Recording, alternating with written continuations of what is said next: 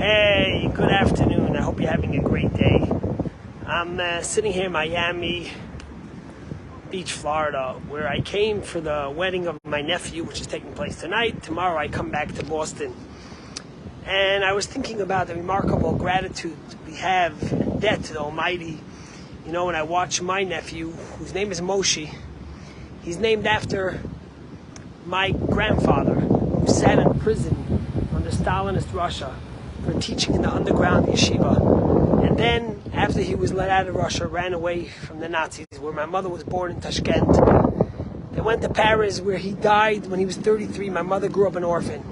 And here we are, where his grandson is getting married in a free country, with a family with hundreds of cousins and friends and relatives celebrating this great milestone. And I was thinking what we could learn from the first Moshe. His name is Moshe the Chatan, and what could we learn from the first Moshe about gratitude? And it's interesting because in this week's Torah portion, we read about the first 7 plagues.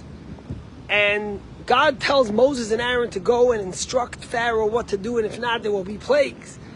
But for those of us who know, the first plague was in the Nile River, to hit the Nile with Moses' staff, and it turned to blood. And the second plague was to hit the Nile, and the frogs will come out.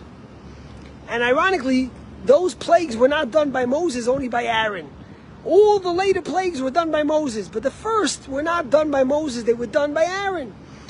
And the rabbis tell us the reason was that since when Moses was a little baby, he was saved by the Nile. When his mother put the basket there where Batya, the daughter of Pharaoh, found him, out of a sense of gratitude and in debt to the Nile, Moses was not allowed to punish it, because you don't hurt the hand that fed you.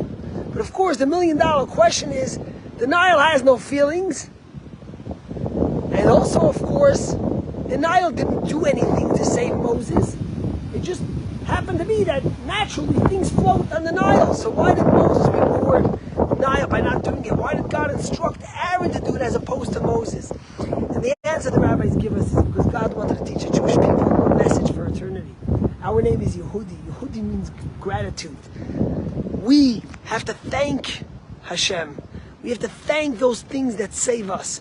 Even sometimes, someone who helps him and says, hey, he didn't intend to do it. It just happened to be a byproduct of what he did. Do I have to thank him? And the truth is, not only do we have to thank him, but we have to thank the opportunity we have to give gratitude to someone else. And the same thing is true. You could say, hey, the water is animate. So many things that protect us, that help us. Don't do it specifically for us. Do I own it, a debt of gratitude?